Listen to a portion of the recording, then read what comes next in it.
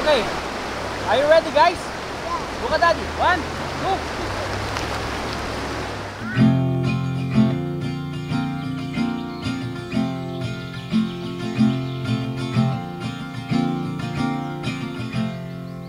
Bilang isang Pilipino na naninirahan dito sa Canada, hindi ko inaasahan kung gaano kahilig ang mga Canadian mag-camping.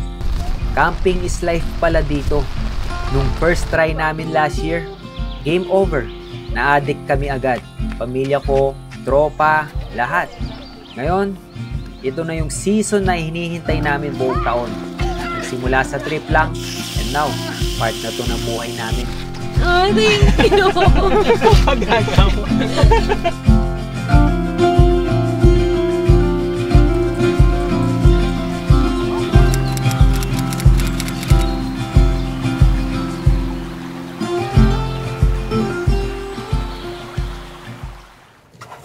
Ready na ba lahat? Oh, ikaw na lang di ready. Okay, dito na naman tayo. Mami, lagay mo na. Okay. Coordinates lang yung address natin ngayon kasi may nagbigay ng coordinate sa akin. Yan, I-try ko okay daw. Na. Yun. So, 2 hours. Almost 2 hours. Not bad. Yes. O, may nagbigay ng coordinate sa akin na nakilala ko, puti siya. Sabi ko kasi mahilig ako mag-camping. Eh, sabi niya kung gusto ko daw ng wild camping. Nung una, anong wild? Ibig sabihin pala ng wild camping dito is... walang washroom. Hindi. Walang washroom, yes. Yung ano, hindi Walang siya campground. magbabantay. Walang nagbabantay. Kaya wild. Oh. Yun.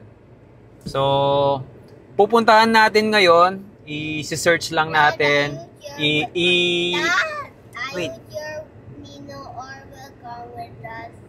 No, next time. Because now, We're we gonna will just... check it first. Yeah, we will just check the campsite first if it is safe. Kasi ayaw din rin namin na hindi safe, di ba? Ayoko yung sinasabing for the content. Hindi. Siyempre, inisip ko pa rin yung mga bata. Yung mga iba naman, nagre-request ng solo camping daw. Hindi ko rin gagawin yung solo camping kasi hindi naman ako mag-enjoy sa totoo lang kung magso-solo camping ka. Mas ano pa rin ako eh, kasama ko yung pamilya ko. Aww. Plastic?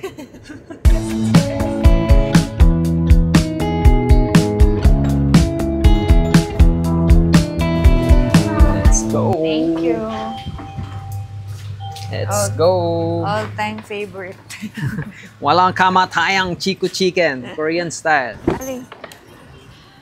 Unplanned kasi itong trip na to, kaya Wala kaming baon. biglaan lang. Minsan yung mga unplanned na ganyan, yun yung mga magagandang trip eh. Pero tignan natin. Baka naman maganda yung pupuntahan natin, di ba? Okay, let's go.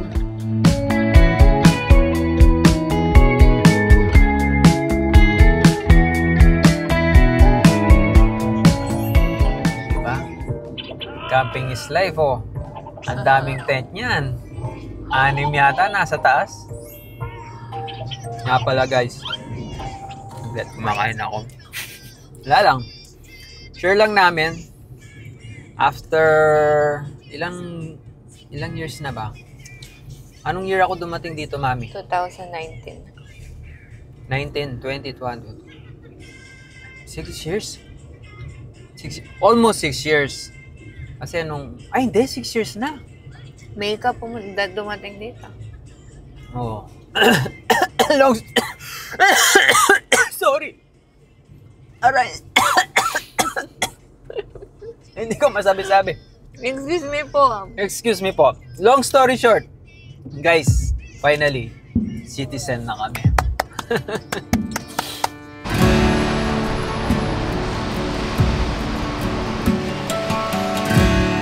Let's go!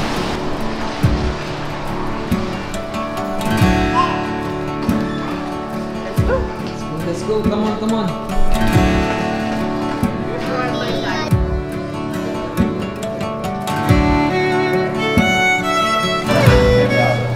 sila.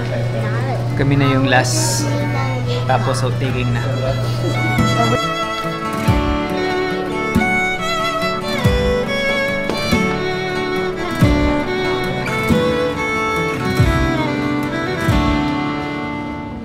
Fun fact, kami yung last seat number. Dapat talaga sa Zoom ceremony kami. Eh, ang nangyari, sabi namin, parang walang sense kung magsi-citizen tayo hindi in person. So, ayun. Hinabol pa namin.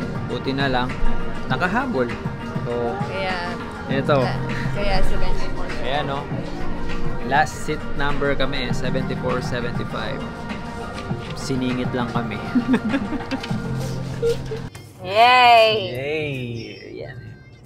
Nandun naman eh. Yun naman yung isang... Sorry, yung goal natin. Di ako umiyak Parang umiyak no? Ayun, kaya masaya lang kami. At least, yung isa sa mga goals namin dito sa Canada, natupad na.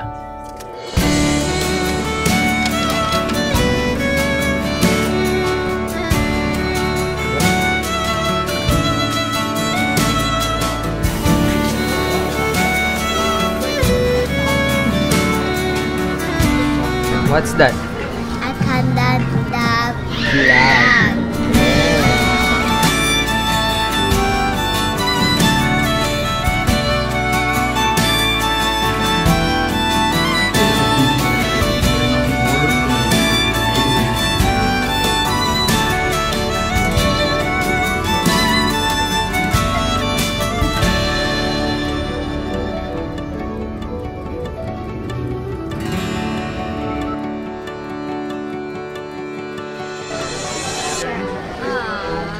Nagabala ka pa.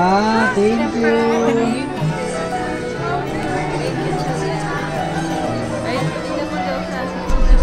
So ngayong citizen na tayo, Mami. So far, ano yung pinakamahirap na naranasan mo dito sa Canada?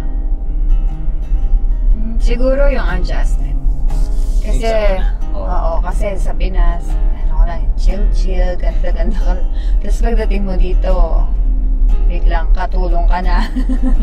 Yung pasali-sali ka ng pageant, tapos dito, tulong ka. Oo, miss ka ng toilet. Ganun. Tsaka yung isa din yung, kasi weekdays lang ako nakatira sa Boston.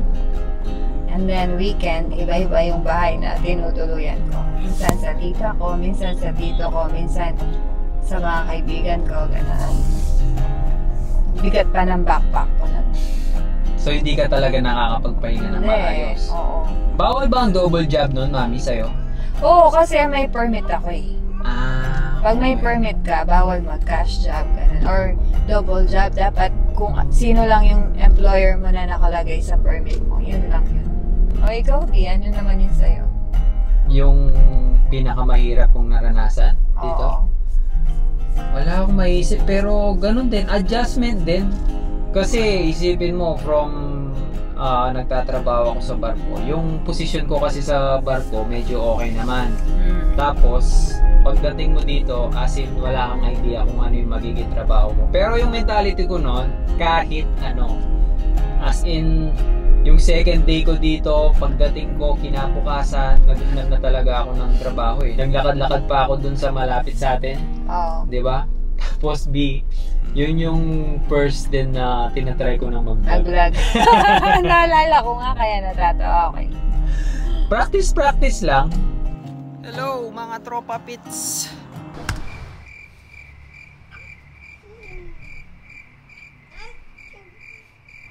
Tapos, ano pa ba?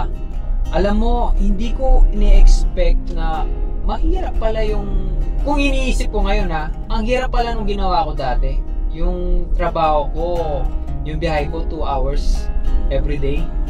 Diba, nagko-commute lang ako. Pero that time, parang malaman sa akin eh. Pero ngayon, dahil nagda-drive na ako, tapos may sasakyan, parang iniisip ko nun, sobrang layo. paano ko ginawa yun? Hindi, that time kasi wala kang choice eh. wala kasi akong choice. So, yung first work ko kasi dito, which is a factory worker. So, So, habang nagtatrabaho ko doon, masaya naman ako doon. Di, kwento mo yung ano, ikaw lang yung naglalakad sa mga katrabaho mo, Oo. tapos dinadaan-daan ka lang nila. Oo, men. Alam mo ba yun, yung feeling na, syempre, no, baguhan ka dito. Tapos, naglalakad ako, tapos yung mga katrabaho mo, tinadaan-daanan ka lang, kahit ang kapal ng snow. Kasi sila, nagdadrive lahat sila. So, ayun, yun nga ang commute. Yun yung parang hassle sa akin that time. Nagkasasakyan na tayo, ganun pa rin, mahirap pa rin. lalong dumami yung responsibilidad mo. Hindi pala, lalong dumami yung bills mo. Pero worth it naman. Para sa akin talagang necessity yung sasakyan dito. Yung komportable ka. Lalo na pag may anak ka na. Oo. Anytime pwede kang umalis. Hinihintay po kami ng bus ngayon. Kasi wala pa po kami sasakyan. At maraming side hustles na pwede mong gawin. Tulad ng pag di-deliver, nag-Amazon ako, nag-Uber ako, Uber Eats, food delivery. Yun, marami. Tsaka pag nandito ka na sa Canada, talagang mawawala lahat yung kahartehan mo sa buhay. Tsaka yung hidden talent mo, lalabas. Biruin mo ako, karpentero. Minsan gumawa ako ng picnic table. Talagang hindi ko ina-expect yun. Tapos may biglang naghanap 10 picnic table. Di ba? God is good. Kasi kita yun, guys. As in, talagang that time, naghahanap kami ng extra money. Tapos biglang may dumating. Hindi namin na-expect. Kailangan namin ng 10 picnic table. Di ba, alas every weekend nare-rent yung mga yun? Oo, ang laki din ng kinita natin doon, di ba? Yung paganda-ganda ka lang sa Pilipinas. Yung pag-ibig-ibig ka lang sa Pilipinas. Yan. Tapos wala kang ginagawa sa bahay. Yan. Nag-upgrade lang. Upgrade or degrade? Nag-grade lang. Talagang yung buhay Canada namin masyadong makulay. Maraming experience. Nagsimula sa isang mattress. Ay, oo, no? Nung nag-start tayo dito, mattress lang at saka dining table. Tsaka, sobrang bilis. Sobrang bilis ng panahon dito. Yung tipong kinabukasan, meron na naman. Tapos kinabukasan, meron na naman. Anong meron? Maraming nangyayari. So, kaya guys, yung ginamit ko sa vlogs, imbis na episode 1, vlog number 1, ginamit ko kabanata. Kasi feeling ko dito sa Canada, chapter by chapter talaga eh. Every day, every week, merong nangyayari. Talagang napakabilis. Biruin mo, ayan, 2 na yung anak namin. Kaya ngayon, ayan. Masaya ako ngayon dahil 2 na yung anak ko. Nandiyan yung asawa ko. Yun lang. Wala, nag-reminisce lang kami kasi ano ba yung next? What's next? Ngayong na tayo? Citizen na tayo, mami. Siyempre, mag-iipon tayo ng pang-travel. Sayang naman yung blue passport kung di natin ma-experience. Yan. Guys, siya lang ang masaya. Gastos yun eh. Matagal-tagal pa yon. Kaya, mas marami pa tayong mapupunta na ibang bansa. Kaya kita-kita Mukhang maraming spot dito, mami ah. Daming nakapark sa daan. Parang yung pinuntahan namin, sa kalsada lang siya. Tabi ng river. Halos yung mga, ito, tignan nyo. Nagpa-park lang sila sa gilid ng daan. Tapos magka-camping sila sa tabing ilog. Ayos ah.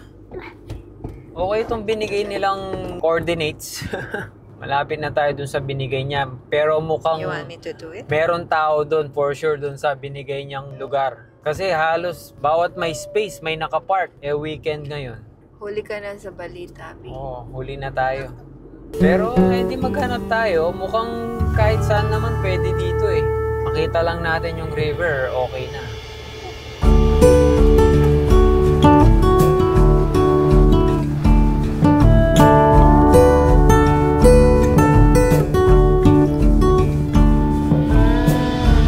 Further down you go out, where them dark winds blow, the more you lose your souls. The way to get back home, these streets are quicksand, and this city is on borrowed time.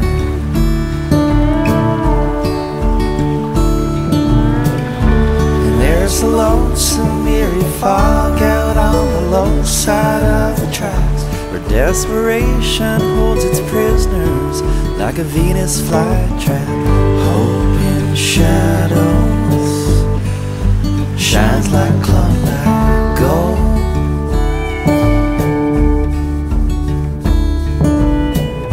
And do I still believe in magic? Yes, I do.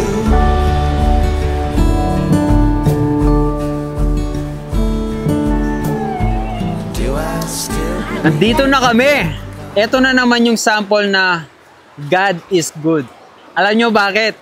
Kasi yung pinuntahan namin na lugar, yung binigay nilang coordinates, napakaraming tao. So hopeless na kami na at least pinuntahan namin. Kaso nag-forward lang kami ng konti. Tapos may nakapark ng 2 sasakyan. So para makita lang namin yung lugar, nagpark kami. Tapos, God is good nga.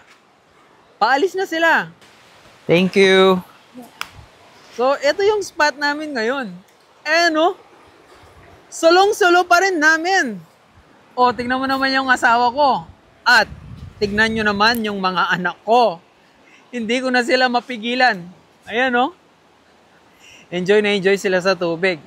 So, yan. Mag-stay muna kami dito kahit mga ilang oras lang para, wow, may enjoy namin yung nature nga, sabi nga nila. Pero ikaw, mami. Ganda.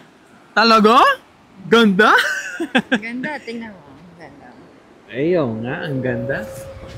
Ikaw ata yung maganda eh. Hindi, yung ano. Hindi, di ba, mami? Yung plan B namin kasi, pumunta na lang kami dun sa Tabing Lake. Merong malapit na lake dito na yung Cultus Lake. Cultus Lake. Lagi namin pinupuntahan yun eh. Kaso, eto. Talagang iba ka, Lord. God is good. Tingnan mo, nabasa siya. Are you okay? You okay? You're wet. Oh, man. Gusto mo Swimming? mag-set up ako ng tent dito? Oo, sige. Ha? Oo. Akala mo, hindi ako ready, ha? Sabi ko naman sa kanya, eh. Kahit hindi planado to, kailangan ready tayo lagi pag sa mga ganitong lugar, di ba? Bye, kuya! Sakto kasi Pinoy yung isang nag-camping dito. So yun, eto. Wala nang nakapark. Talaga naman, oh. Hindi na maawat yung mga bata. Nah, you will fall. Talagang gustong-gusto nila yung tubig. Guys, look.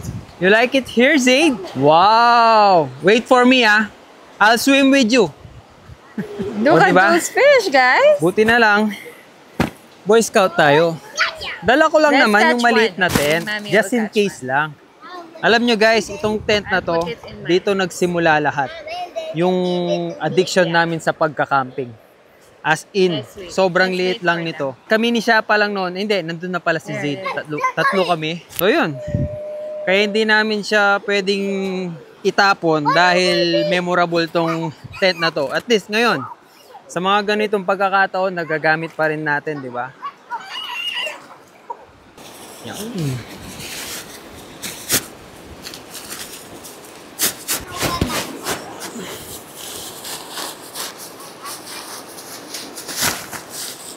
Ay, ba't di ko tanggalin to? Ay. Ay. Ito yung tent na 1 click away, sabi nga nila. Basta kailangan mo ko, 1 click away lang ako. Sobrang bilis lang nito.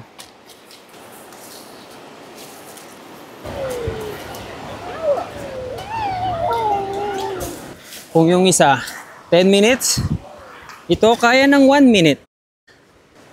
There you go. Tapos na.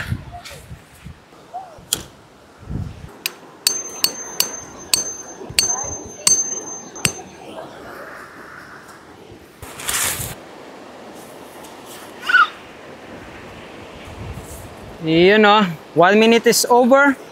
At may tent na tayo, Mami. Di ba? Those were the days, Mami. Naalala mo pa? Yan yung unang tent natin. Oo, buhay na buhay pa. Guys, may tent na tayo.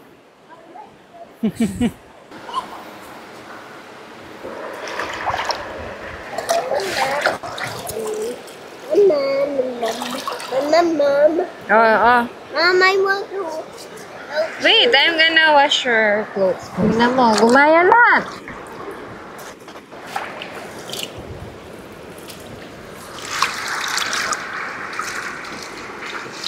Zaid, let's go na. Uwi na tayo. No? You like it here? Ay! Ulog ulit.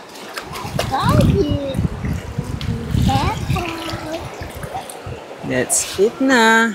Dito na ako magugas. Yes, sir. Wow, ang sarap Si ng chicken, tubig. sir. Malamig siya, Mami, pero hindi ganun kalamig. Yummy. Oh, masarap magtampisaw. Masarap? Ah, Mami. Minsan maganda talaga yung hindi planado eh. Oh. 'Di ba? Wow, hindi ko ina-expect to. Di pa rin ako makapaniwala, Mami. Nga Parang lang. napaka-weird, napaka-timing. Oo. Hindi pa naman late. Anong oras pa lang? 2:00 pa lang, di ba? Usually, natatapos ang mga... Yes, Let anak. me tell you something. What? There's also fish here. What? There's also small fish. Oh, there's also small fish? Yeah. Wow. There, they're hiding. They're hiding. They don't want me to catch them. Yeah. I thought you don't want to catch them because they're too cute. O kakasabi lang natin, walang tao. Biglang may dumating, di ba? Napaka-weird talaga. That was a done. Sarap naman dito, oh.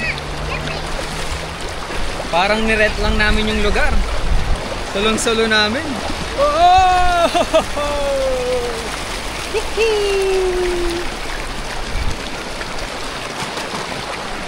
Just in time lang kami. Kung napaaga kami, baka hindi kami makapunta dito kasi may mga tao na. So talagang grabe. Saktong-sakto lang. Uy, malalim na pala dito. Malalim na dito, Mami. Pwede mag-swimming. Kaso malamig. Pero okay lang.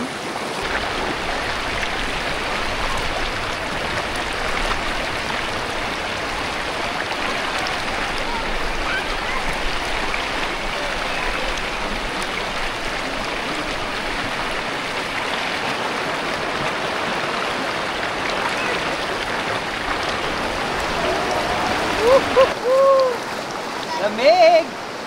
Try natin yung tubig. It's my turn to try. Come here, Zay.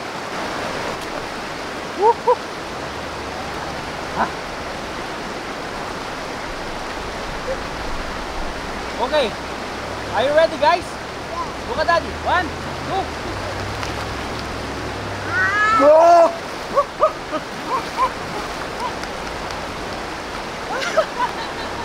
Ice bucket challenge. Woo! What?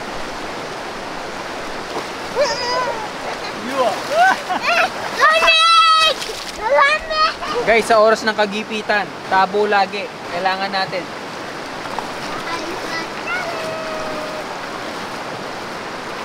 Dito.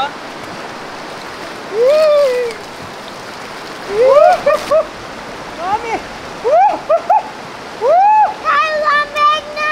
Lamig! Ah, Daddy, ay! Tulad ng maraming Pilipino nagpunta dito sa Canada, hindi rin naging madali ang aming journey. Walang shortcut, Mula noon hanggang ngayon, maraming pagsubok ang dumating. Pero patuloy lang tayong lumalaban. Naniniwala ako kahit anong problema, basta't nagkakaisa kayong mag-asawa, kayang malampasan ng lahat. Ngayong Canadian na kami, we will do our best to be a good citizen in this country. Ngunit, hindi kailanman mawawala ang pagiging Pilipino sa puso namin. A wiser man would tell you how to settle down. Sinong nagsabing masarap ang buhay sa Canada? When you're stranded in the clouds. Hirap ng ganito. Bidali! A fool would never know Kapit na! the storm that makes you fly, or the lightning in your eyes, but the wheel spins fast. Tatay na ako, men! Umiyak. Masaya ako. Masaya. Will soon be left behind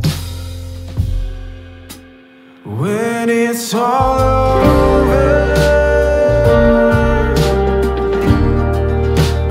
Will you still remember me as I was, or as you need?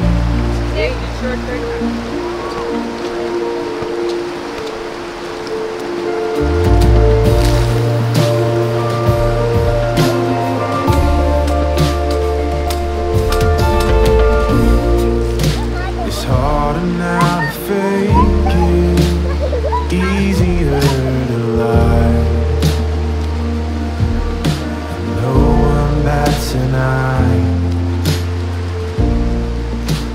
The end feels like a spark till you got it. Uy, wash your feet na. Go! Kina. Oh. Itong mga to, pag nakakita ng tubig, Alam mo, ngayon lang oh, nakikita. ayaw nang tumigil. Nakapagita mo yung tanline mo? Tanline! Ano, mami, nagustuhan mo ba yung wild camping? Pero hindi tayo nagstay? Oo naman, nakaka-enjoy. Lalo na yung mga bata. Tingnan mo. Hindi, Nakailang bigo- beses na akong palit dito. Ibig ko sabihin, ano, kakayanin mo bang matulog sa ganyan? Oo naman. Ay, parehas lang eh. Same lang, no? Oo. Kaya, Yun nga no? lang walang nagbabantay. Yun lang Oo. parang difference. Oo. Kaya, next time. Okay. So, yun. Bago ko tapusin tong vlog na to, gusto ko lang magpasalamat sa inyo, sa mga kaibigan, sa mga kapamilya na tumulong sa amin sa journey namin dito sa Canada. Buhay Canada. Kung hindi dahil sa inyo, yun. What? Baka You forgot first day to pa wash lang, my umuwi na si Tyrone. Hindi naman. Kaya yun, maraming salamat. Sana naintindihan nyo ako. Ang gulo ng anak ko na to eh. Basta, maraming salamat sa kapamilya, sa mga kaibigan. Kayo, dahil sa inyo, naging outlet ko tong paggawa ng vlogs dito sa Canada. Kaya sobrang nag-enjoy ako. Maraming salamat. Thank you, guys! So, ano pa nga ba? Kita-kits sa susunod na kabanata! Mama,